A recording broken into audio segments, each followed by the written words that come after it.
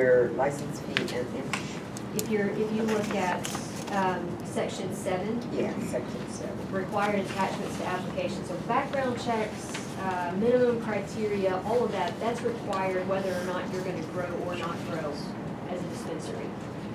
When you get to number 7, there's a departure for what's required by the applicant. And this will be clear in the, I guess, the application of it when it plays out, because somebody will say, I want an application for a cultivating dispensary, and that'll be one application that's given. And then somebody will say, I want a non-growing dispensary, and that's a separate application. So it'll be clear on the application. They won't have to be, looking through your rules, but it's in your rules. Does that make sense? Yeah, it does to me. Okay. I guess I had envisioned it all being the same application with like a part B at the bottom, like check the box if you want to be a cultivator. But Yeah, it could be. either here or there, I guess. Yeah, I mean, it's just sometimes easier for people if they've got a separate document, especially with all the instructions we'll be giving them. But that's, Okay. however you want that to look, that's no big deal. If section 5's general rules should 5E, which is the surety bond and proof of assets, should that be moved down to somewhere else? Because that seems to be the only distinction for the documentation between the two. Does that make, I don't know that it's bad being there. Yet, I don't think there's an issue with Okay. it. I'm fine with it being there, Yeah. that's the only thing that's different between the two. Right. And again, when somebody applies for one of these, we're not gonna throw this at them and say, read this and apply. I mean, there'll be an instruction sheet, or I would think, that says, these are the things that we need from you if you're cultivating and all of that. Okay. Back to the more conversational than, here's a rule book, comply with everything, kind of deal. And the other changes are on page 8, section 8.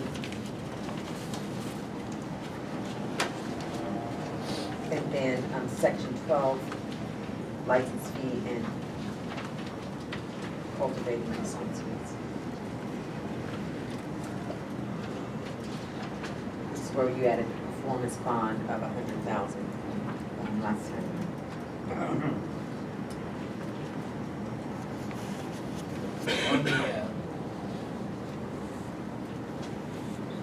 On the sales tax, especially for What's section? dispense, well, I'm specifically looking right where we are. Okay. This was a question I had on the dispensaries, page 8, where it talks about the bond shall be maintained until the cultivating dispensary files its first required sales tax report. Here's my, would there be a situation, and I would posit that there would be, that they would be open as a dispensary and selling things prior to them having grown everything? Meaning, I'm not sure how they would do it, but let's just say somebody gets either other product or they're selling something that's not necessarily marijuana. They're, I don't know, whatever they're selling, Hats and handbags. Maybe.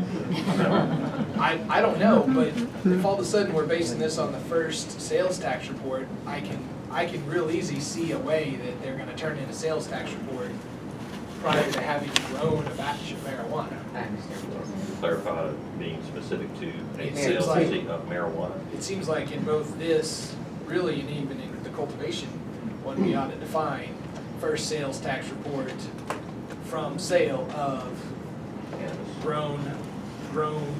self-grown marijuana, somehow defining it as marijuana that they've grown when they've actually started, they've gone through the whole cycle. And I'm not sure exactly what the right terms are for that, but it just seems like, because one thing is, it seems like we're gonna have dispensaries who can get open a whole lot quicker than the cultivation facilities. And so there's gonna be that awkward time of exactly how that's gonna look. Assume They may have like all their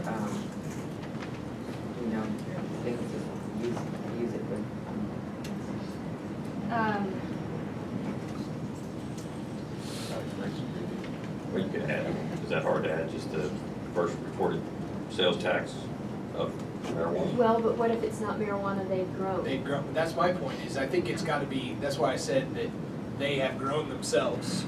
In other words, Oh, I see what you're saying, as a cultivator. because theoretically, I want the performance bond for the dispensary, even if, let's say they open and they're buying it from a cultivation facility, that's fine. But that performance bond ought to have to be there until they've successfully shown that they've grown their old stuff, What if their own it's stuff. after their first harvest of medical marijuana? Okay, I'd be fine with that. I mean, I just think there ought to be some date in the future, because what if somebody gets a license, they say, I wanna grow it, Yeah, you And- tell me that they will have Yeah. grown at that point if they're harvesting, I guess. But I don't, I mean, Why can't you say sell? I would just say sell, I mean, even if they didn't, I would say sell as well. it just seems like if we made the caveat where they You guys don't have to sold. convince me. Okay. This is To what me, you it just guys seems want. like they ought to have to report when they sell their first self-grown marijuana. And I don't know if there's a better, You have to say self-grown, because what if they're buying it? well, that's Well, my point. Yeah, that's My right. point is Okay. if they're buying it, and Then they're not really they cultivating don't it. start Yeah. cultivating till 9 months in. They're self-cultivated marijuana. Right, so all of a sudden they've done sales tax reports, several of them. But I think the bond shouldn't be released until after that would happen. So we either need to require them, maybe it's just by affidavit that the bond would be released after an affidavit is signed that says they have successfully grown, harvested, and sold marijuana that they've produced.